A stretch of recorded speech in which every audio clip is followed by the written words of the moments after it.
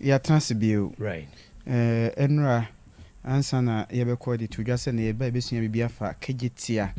Ho abakɔsɛm. Tie medical dia to dwase se bibi no nsɛm amɔ no ma friend titie kyire no. Ene se yebo atiefo ano ho ba no ya transe. Yeba besom. Na Kejetia. Yenhwe kwan na nfa so kyire kro. Na mbesi Kejetia de enso ya ka ho asɛm pentimi bonetew. Right. Kan ne na nanom abomofo ana kyire kro. Ti de oye ne se ebreso na okoha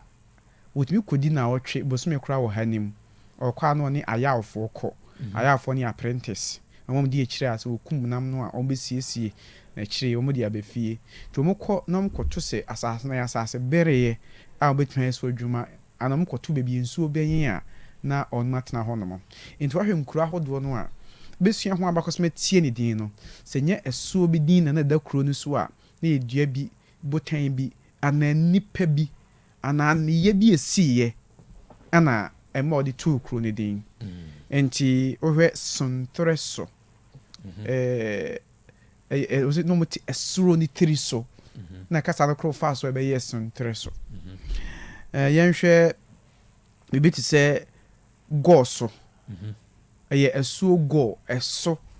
ana omokotenaye so ho esi esa so edua esa ne din nam so a ema krono edin ebaye enti nkronkro dodo no a tinanam kan no motena esuo ho pa no mo pesuo ho tina nkro dodo no a no esuo din ana eda so no na Kejetia mazo hwa Kejetia eka Kumasi ho Kumasi kane ne efre no kwaman ene sesa beye Kumasi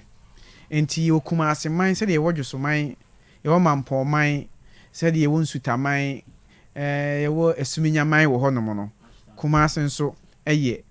oman enti Kumasi nkura hoduo bi ene Asante New Town ye Ashtown Bantima Crowfrom omu nyina eka Kumasi man ho na Kejetia nso ke Kumasi man ho na de tie nie kan bebi enemu fro Kejetia no na opani bi to no fo opani Kwagya na amanfo kwa atwe wo ho pa na ho ye kwaye o na wusan opani Kwagya no ne kura ho ana bebi na otie no na wakọ eye kwaye ho akoye watwe na ebidum ko kopɛ bese ebi kopɛ mmere bi nsu ko kopɛ enwa na wo kwa Kwagya panin Kwagya no ni kuro tie wa ni mfu ho no mo nti wo betra panin Kwagya ni mfu no na wakɔ akotwe sɛ wo pɛ business anema no na panin Kwagya ni obi a ebeka na o strict enti ompene kura ma kwa ma onko tietie ne mfudie so akɔhwehwɛ onema na akɔhwehwɛ no nti sɛ nkrofo ekɔ hɔ no mu ano otete so ho woteta panin Kwagya ni na hɔ na so ni hɔ no ma pa no mawura akɔpɛ ne mo pɛ no na eno na duru ba bi na sɛ obi kɔ na okonya besini bebere na ode ba na besi onya ne o panin Kwagya ni tia hɔ na mkɔhwehwɛ no ne nwaye panin Kwagya ni tia hɔ na emere ye ene fra ne kasa tomamu saa na be ye din sɛ ye kɔ Kwagya tia hɔ panin Kwagya ni tia hɔ ana ma obenye din Kejetia na nye dwa sɛ de mu hu ne sɛ ne eye dwa no na e ba bia nkrofo tie na de tie ne sɛ ora besa afia ma ha nwotwe ho na 18th century ekoye ba bia akoye kwaman infini so ho enti na omanfo ehia etonton nyema wo ho no mo nyema bi sɛ ntoma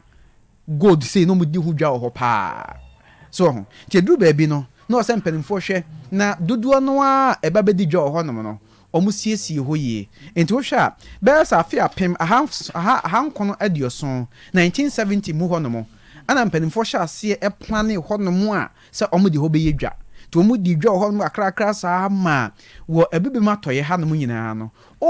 open space kese pa omanfo edi dwa ho no mo a na ye Kejetia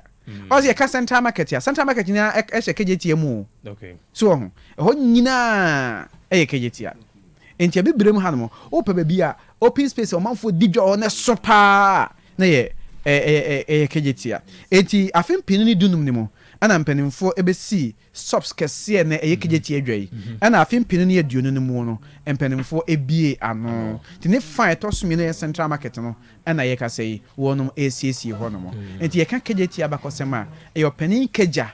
ni tia ho ana okrofa so ababe Kejetia eka Kumasi man ho enti omanfo enhye ne nso emprempran nyema bi a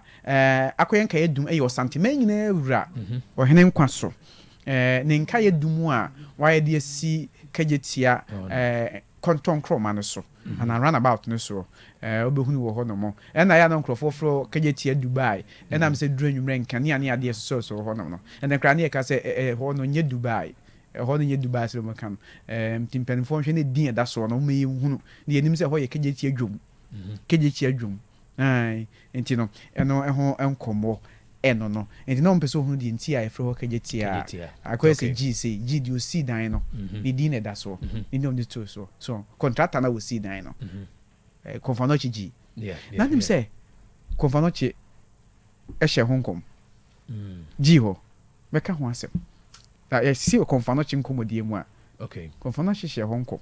nkom kro hye na no so di hunu a nti o mu si asabia no ho no e beka ho asem na ene ebe di twato yɛde bɛba ba mu mamemfa aboafo imra yɛsesa oduane anso di a ana waketere ba ko dodo mu atwe ene maka atwe ne ntinagya mesi so na makyere mu na mansa na no absolute in ithre busia ya bia ba ko akodi ama ho abo no kwasem ne oduane yɛde bi na edi ho adanse say fried rice jollof rice and plain rice fufu